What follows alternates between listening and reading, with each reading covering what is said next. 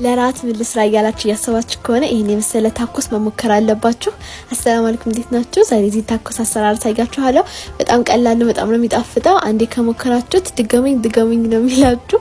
ስራው ሲጀምሩ በደረቅ ድስት ላይ መጀመሪያ ሽንኩርት ነው የምትጠብሱት። ከዛ ዘይትና ሽንኩርት አድርጋችሁ አብራችሁ ትጠብሱትና የተፈጨ ስጋ ጨምራችሁ አብራችሁ ትጠብሱታላችሁ።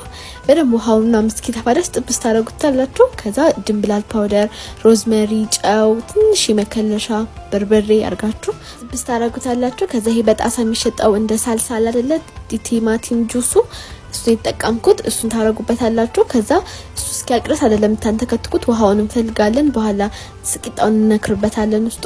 ከዛ መጥበሻችን ላይ ትንሽ ዘይት ያደርግን ነው የምንጠብሳቸው። ቂጣውን የስጋ ውሃ ላይ የነከረ መጥበሻው ላይ እናደርጋለን።